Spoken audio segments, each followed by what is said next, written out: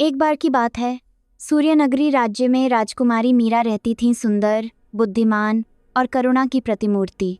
वह राजा रुद्र सिंह की पुत्री थीं, जिनका शासन कठोर था और सेना भयभीत करती थी। मीरा राजसी जीवन की दी गई सुनहरी पिंजरे में बंद थीं, सम्मानित लेकिन सीमाओं में बंधी।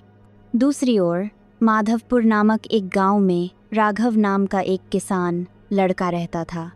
सामान्य परिवार से जन्मा, गेहूं भरे खेतों में काम करता, थकी हुई पोशाक पहनता, पर सपने उच्च थे, दूरदराज की भूमि, साम्राज्य और ज्ञान की पाशविकता। कभी राघव ने सोचा भी नहीं था कि मीरा जैसे राजकुमारी से मिलने की कभी कल्पना भी करेगा, लेकिन किस्मत की अपनी कहानी होती है। महाशिवरात्रि की रात थी। सारे राज्य में उल्लास, दीप, नृत्य, ध्वनि और फूलों की खुशबू। महल से भव्य शोभा यात्रा निकली और मीरा अपनी बालकनी से तमाशा देख रही थी। राघव, जो महल के शिल्पकार की सहायता करता था, एक आम निमंत्रण से इस समारोह में गया था। वहाँ की रौनक उसे मंत्रमुग्ध कर गई। सोने के वस्त्रों में अनुयायी, हाथियों के दोने, जलते दीप, सब कुछ मनोहर था। और फिर जो हुआ, मीरा की आत्मा ने राघव को देखा और उनकी आंखें एक अनिश्चित पल के लिए मिलीं। उस छोटे से पल में राघव ने एक नए एहसास को महसूस किया, जो बाद में पूरी दुनिया बदल डाली। अगले दिन राघव अपने काम में व्यस्त था, पर उसका मन बार बार उस दृश्य पर लौट आता। सप्ताह गुजरने के बाद महल से एक आदेश आया। राजकुमार ने राघव को बुलाया। हृदय धड़क उठा। प्रिंसेस को तुम्हारे काम में रुचि है, गार्ड ने कहा। वह तुम्हारी सेवा चाहती है। वहां पहुंचकर उसे मीरा मिली और यह मुलाकात उसकी सांसें रोक देने वाली थी। गर्मजोशी भरी आंखों से वह उसे देख रही थी, रुचि से भरी, क्रूरता से नहीं। राघव, मुझे तुम्हारे लिए एक काम है, मीरा ने कहा, मृदु वायु जैसी आवाज़ में। पहले केवल शिल्पकर्म के लिए मिलने वाली बातचीत धीरे धीरे गहरी हो गई। मीरा को राघव की बातों में गांव की सरलता, सपनों की दुनिया दिखी जो महल कभी नहीं दिखा सकता था। राघव हर क्षण मीरा की मौजूदगी में जैसे एक स्वप्न देखता। मीरा ने उसे महसूस कराया कि वह सिर्फ एक दर्जेदार व्यक्ति नहीं, बल्कि एक साथी है। कुछ हफ्तों में उनकी मुलाकातें अक्सर हुई। महल के बगीचे, गुप्त गलियारे, छुपकर बिताए गए पल। एक शाम बड़े पेड़ के नीचे बैठकर मीरा ने वैसे शब्द कहे जिन पर राघव का मन थम गया। राघव, मुझे तुमसे प्यार हो गया है। उसकी आंखें भीगी, दिल तेज धड़क रहा था। राघव ने निडरता से उत्तर दिया, मैं तो सिर्फ एक सामान्य आदमी हूँ, तुम्हारी दुनिया में मेरी जगह नहीं। मीरा ने उसका हाथ थामा, आंसुओं से भरी आंखों में दृढ़ संकल्प जाहिर किया। मुझे कोई फर्क नहीं पड़ता। मैं अपनी ज़िंदगी दूसरों की अपेक्षाओं के लिए नहीं जीना चाहती, मैं तुम्हारे लिए जीना चाहती हूँ। मीरा और राघव की गुमनाम मुलाकातों की बातें महल में फैलने लगीं। राजा रुद्र को यह खबर मिली और उनका गदब बेकाबू हो गया। उन्हें यह स्वीक नहीं था कि राजपरिवार का आदर गिरा हो, इसीलिए उन्होंने आदेश दिया, उस वस्तु विक्रेता सामान्य आदमी पर नज़र रखो, उसे पकड़ो। मीरा की दुनिया पलट गई। तुम उसे फिर कभी नहीं देखोगी मीरा, राजा की आक्रोशित आवाज़ गूंजी। लेकिन प्रेम, जो किसी बंदी को स्वीकार कर, उसने पलायन का निर्णय लिया और उसी रात महल से भाग निकली। जब मीरा ने उसे ढूंढ लिया, तब दोनों को एहसास हुआ कि महल में उनके लिए कोई स्थान नहीं। वे एक ऐसे सफ़र पर निकल पड़े जहाँ न राज्य था न सहारा। चट्टानी पहाड़, घने जंगल, नदी की धाराएं, हर मोड़ पर खतरा था। भूख, हताशा, भय, लेकिन साथ में एक दूसरे का विश्वास और प्रेम भी था। एक रात एक जलप्रपात के पास शिविर बसा मीरा डरते हुए पूछ बैठी, अगर रह नहीं पाए, अगर पकड़े गए? राघव ने उसे कसकर बांधा, दृढ़ स्वर में कहा, हम सफल होंगे मीरा, मैं तुम्हारी रक्षा करूंगा, ऐसा वचन देता हूँ। एक शांत सुबह थी। उनकी यात्रा थमने वाली थी जब वे एक गांव में रुके। राघव लकड़ी लेने बाहर गया और तभी घातक झपट्टा महल के सैनिकों द्वारा उसे घेर लिया गया। राघव, मीरा ने घबराहट से चिल्लाया, पर वह छाया बनकर दूर खड़ी रही।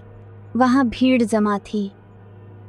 राजा रुद्र मंच पर खड़े ऊंचे स्वर में घोषणा करते हुए बोले, आज हम उस गद्दार को दंडित करेंगे जिसने राजवंश को कलंकित करने की हिमाकत की। मीरा भागी, पर सैनिकों ने उसे रोक रखा था। पिताजी कृपया, मैं उससे प्यार करती हूँ, उसकी आवाज़ टूट रही थी। लेकिन पिता के पास कोई दया नहीं थी। उन्होंने आदेश दिया राघव को सार्वजनिक रूप से फांसा जाए। जैसे ही सख्त कोड़े की चोट पड़ी, मीरा अपने घुटनों पर ढह पड़ी। उसकी भाषा, उद्देश्य सब अधूरा रह गया। ठीक जैसे दंड खत्म होने वाला था, एक अचानक चीख गूंजी। भीड़ से अज्ञात विद्रोही उभरे और एक अचंभित हमला किया। राघव, रक्त रंजित, उठ खड़ा हुआ। प्रेम की शक्ति ने उसे लल्लने का साहस दिया। उसने एक तलवार उठाई और विद्रोहियों की मदद से अपने पिता और सैनिकों दोनों से संघर्ष किया। मीरा अपने पिता की बेड़ियों से रिहा होकर हाथ में एक डागर पकड़ी, राघव का साथ दिया। वह उसकी ताकत बन गई। दोनों साथ में लड़ते रहे। विद्रोहियों की सहायता से वे फिर से स्वतंत्र हुए और अंधेरे जंगल की ओर भाग निकले। राजकुमारी मीरा और राघव कई दिनों की भाग दौड़ और थकावट के बाद आखिरकार एक छुपे हुए गांव में पहुंचे, जिसे लोग अंतरिक गांव कहते थे। यह गांव किसी भी राज्य के अधीन नहीं था। यहाँ वो लोग रहते थे जो अपने अतीत से भागकर एक नई जिंदगी की तलाश में आए थे। गांव के मुखिया, एक वृद्ध योगी जिनका नाम बुद्धदेव बाबा था, ने मीरा और राघव को देखते ही पहचान लिया कि इनके बीच का रिश्ता आम नहीं है। उन्होंने मुस्कुराते हुए कहा, राजकुमारी, यहाँ तुम पर किसी का अधिकार नहीं।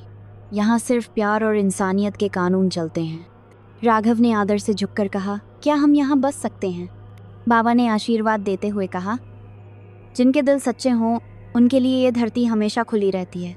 मीरा ने पहली बार अपने सारे राजसी आभूषण और शाही वस्त्र उतार दिए। वो अब एक साधारण स्त्री थी, गांव की एक बेटी, एक प्रेमिका, not a princess, just Meera. Raghav ने खेतों में काम करना शुरू किया। एक मिट्टी की झोपड़ी बनी और दोनों ने वहीं से एक नई जिंदगी की शुरुआत की। वक्त बीतता गया।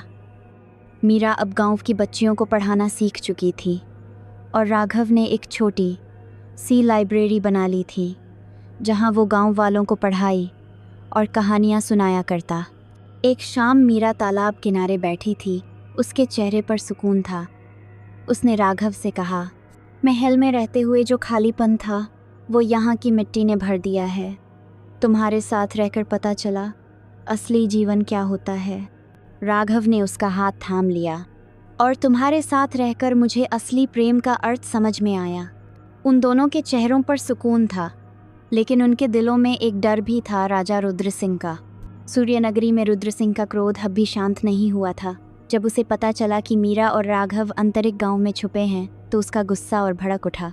मेरी बेटी एक किसान के साथ भाग गई, ये अपमान है मेरी सत्ता का। उसने एक बड़ी सेना तैयार की और आदेश दिया, इस गांव को जमीन से मिटा दो। जब गांव में ये समाचार पहुंचा, एक डर की लहर दौड़ गई। लेकिन मीरा और राघव ने भागने का निर्णय नहीं लिया। हम अगर फिर भागे तो ये प्रेम हमेशा अधूरा रहेगा, मीरा ने कहा। बुद्धदेव बाबा ने गांव के उन लोगों को इकट्ठा किया जो कभी राजा की सेना में थे, लेकिन उसके अत्याचार से त्रस्त होकर भाग आए थे। एक छोटी सी मगर निडर सेना तैयार हुई और फिर वो रात आई। जंगल के बाहर मैदान में राजा की विशाल सेना और गांव की छोटी सी टुकड़ी आमने सामने थी। जैसे ही युद्ध शुरू हुआ, राघव ने राजा रुद्र सिंह का सामना किया। उनकी तलवारें टकराईं, गूंज जंगल तक फैल गई। राघव के पास युद्ध का अनुभव नहीं था, लेकिन उसके पास प्रेम और साहस था। जब राजा ने उस पर अंतिम वार करने की कोशिश की, राघव ने तलवार फेंक दी और ज़मीन पर घुटनों के बल बैठ गया। मैं आपकी बेटी से प्रेम करता हूँ महाराज। मैं युद्ध नहीं चाहता, मैं सिर्फ उसे चाहता हूँ। राजा ने मीरा की ओर देखा। वो भी युद्धभूमि के बीच खड़ी थी, राजसी नहीं पर साहसी। उसकी आंखों में कोई डर नहीं था, सिर्फ अपने प्रेम के लिए लड़ने की जिद थी। राजा की तलवार धीरे धीरे नीचे गिरने लगी। उसने गहरी सांस ली और कहा, तुम दोनों जीत गए और मेरा घमंड हार गया। उसने सेना को वापसी का आदेश दिया। गांव में खुशी की लहर दौड़ गई।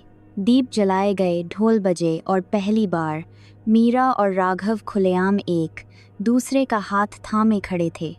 कुछ महीनों बाद राजा रुद्र सिंह ने अपनी गद्दी छोड़ दी और अपने जीवन के शेष दिन ध्यान और साधना में बिताने का निर्णय लिया।